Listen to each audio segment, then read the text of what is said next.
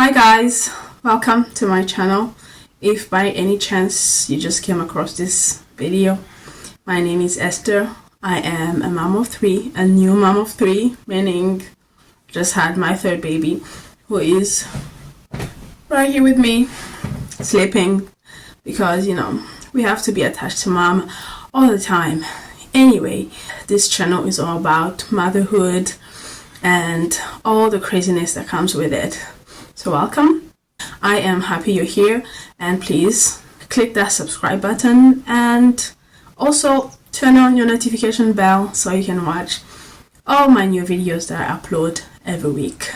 So today, since I am 5 months postpartum, I thought I'll talk about all the things that they don't tell you about postpartum. I wanted to give you a little bit of a glimpse into what really postpartum looks like. This video is strictly for women. If you're not a woman, please, you can skip this one, that's fine. And if you choose to stay, that's okay as well, but there's probably gonna be some TMI content in here. I hope you're okay with that. Postpartum is a very emotionally charged experience. It feels like if our emotions had a gate, somebody has ripped off the gate and all the emotions come flooding. So there's joy, there's overwhelm, there's sadness, there's anxiety, there is fear, there is happiness, there is gratefulness. I remember when I was a first-time mom, when we got here at home from the hospital, my husband gave me like a few gifts. He had prepared me some push presents, and immediately I started bawling. I cried, and I remember I saw this kind of like confusion on his face. We both did not understand what was going on. It was my first time, but I cried probably the most because I felt anxiety. I was obviously tired, and those very long sleepless nights of a newborn. So emotions were crazy. At times I would look at my newborn, I'll be like, this is the best thing that has ever happened. And the next second I feel so much anxiety. I feel like every noise that he would make, I would jump up.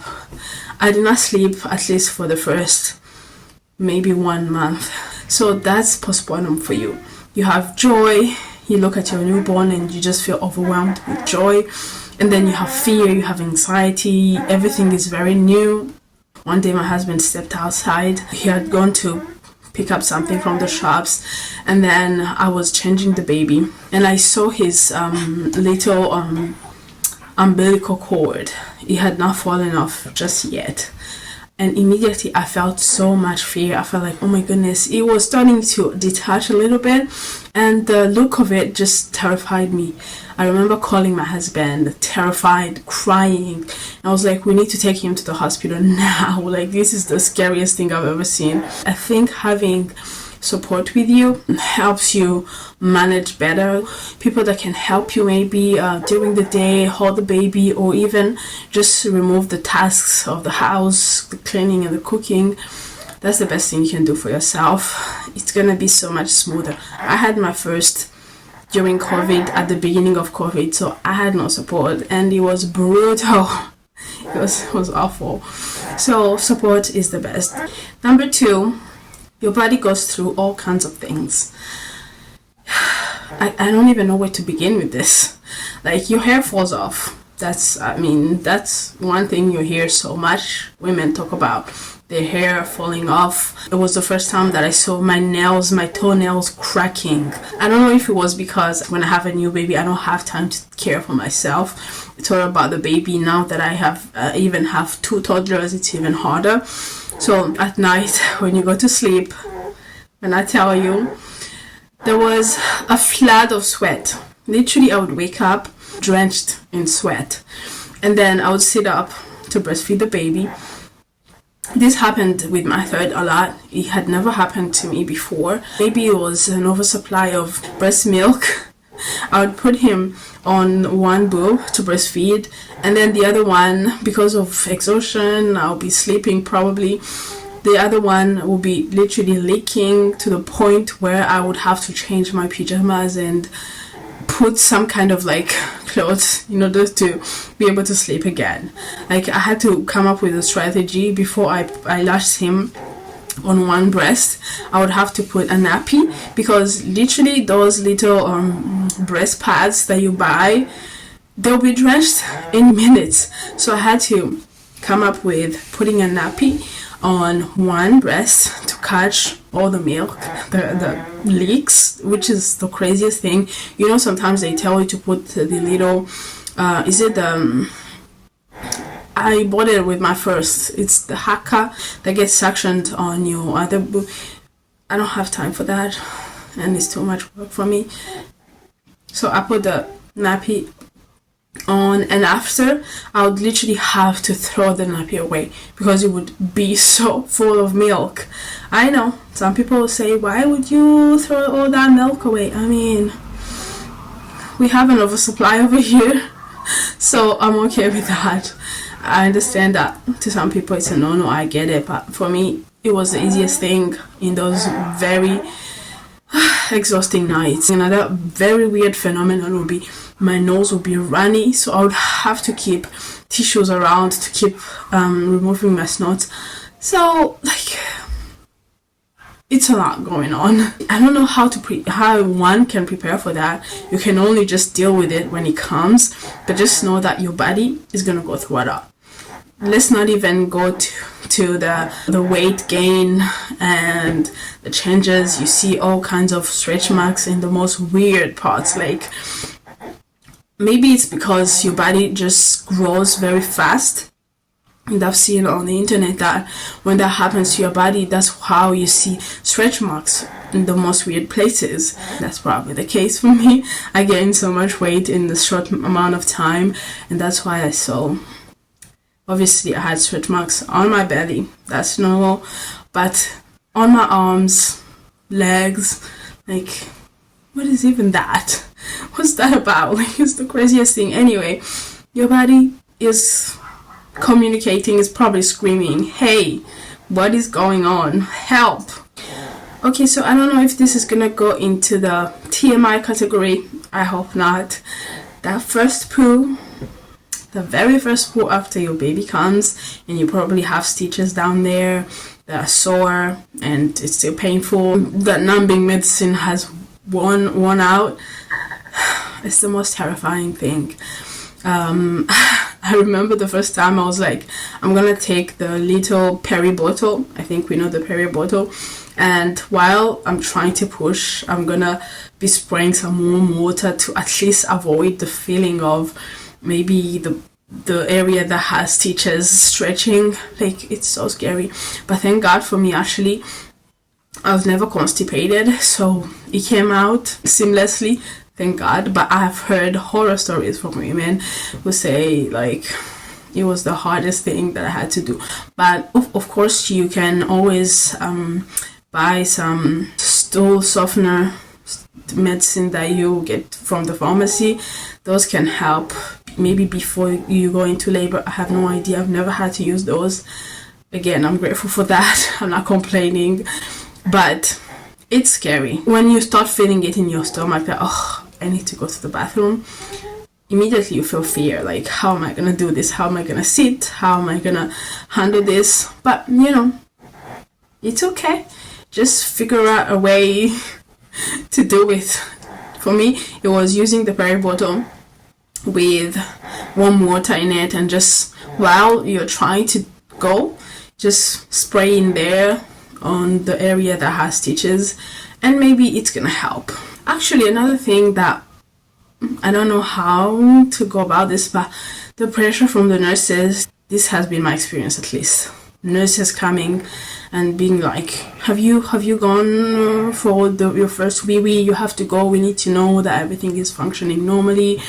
And, you know, like, you have stitches, so many things are going on in there.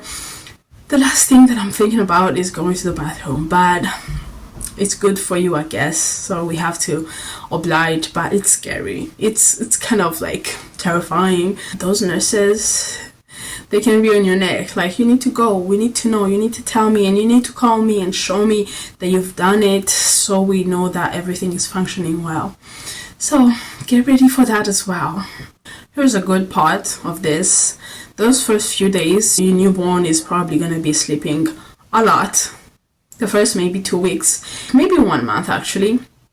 They sleep a lot. Obviously, the system is not adjusted to the times just yet. So they tend to sleep during the day and then they are up all night. So if you have, again, support, if you have help, it will be best for you to rest during the day as the baby sleeps.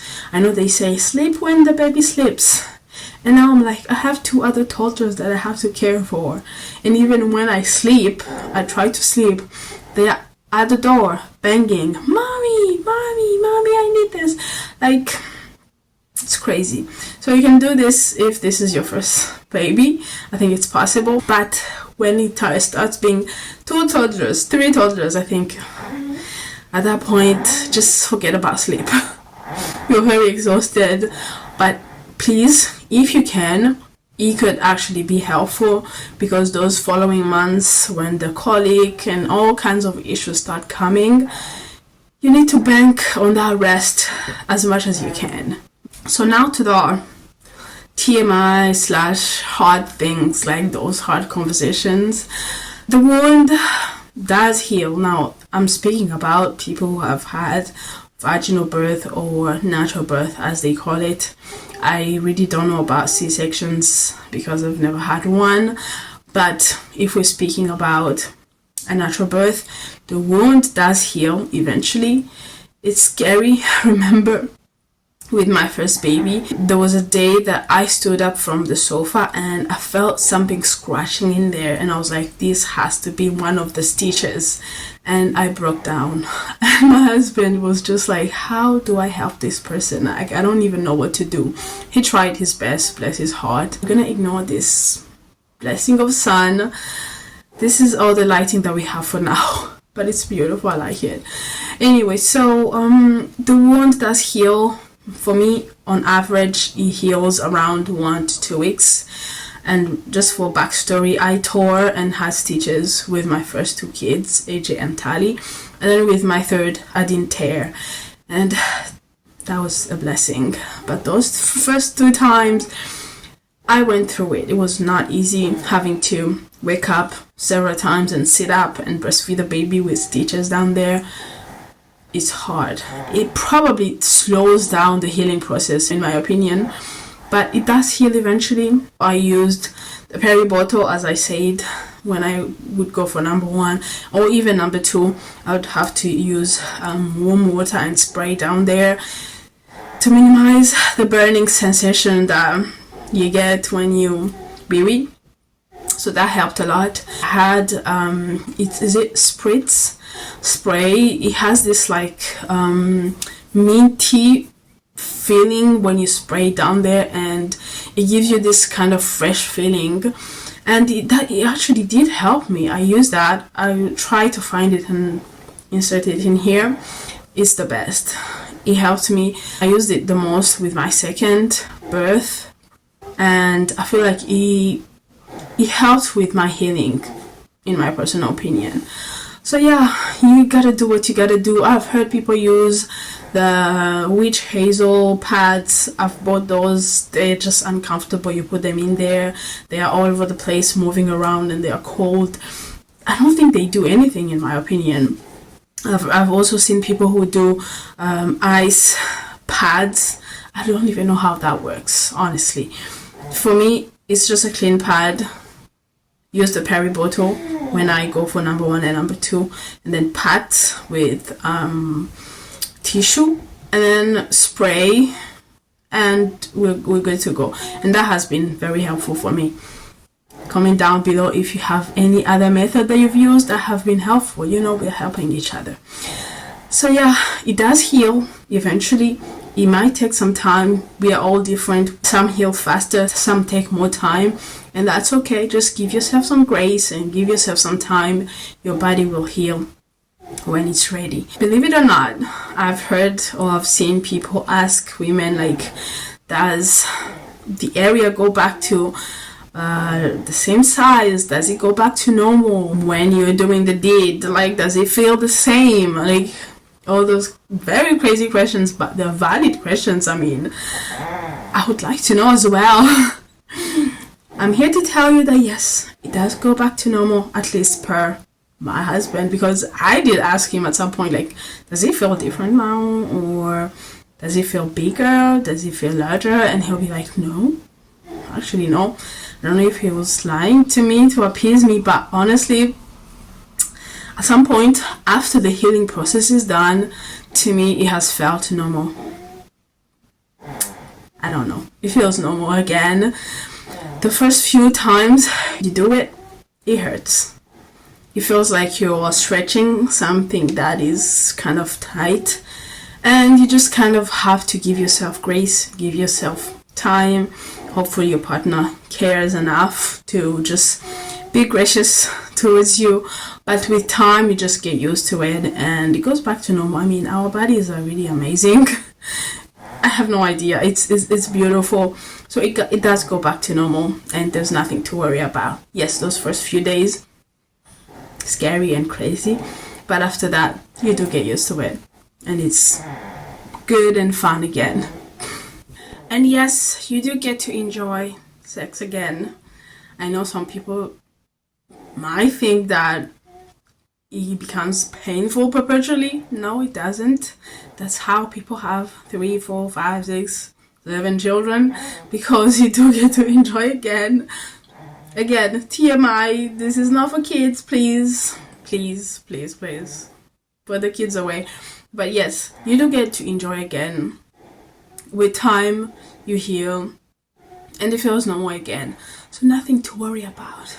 We're good over here, you know. One last point that I need to make is your back.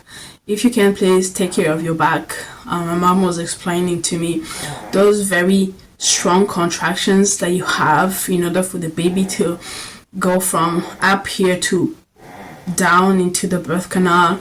They do something to your back. The aftermath, it's for you to try your best to not carry heavy things. Like, for example, for me, who has had 3 kids now, I can feel it in my back when I try to carry my toddlers who are now big. It can be painful. So if you can, please take care of your back. Rest as much as possible. I think the secret is in the resting. If you allow your body to heal, you know, in some cultures, women literally take 3, 4, 5, 6 months to just rest. And I feel like that's not a luxury that we have in these Western countries, unfortunately.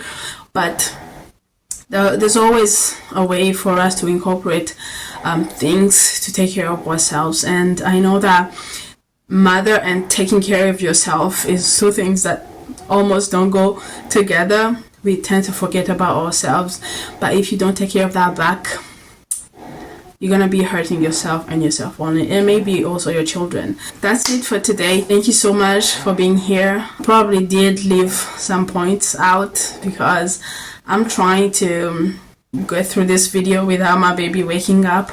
But for me, those are the main points, the things that you need to be aware of going into giving birth and postpartum. Please remember to subscribe, and I'll see you in the next video. Bye.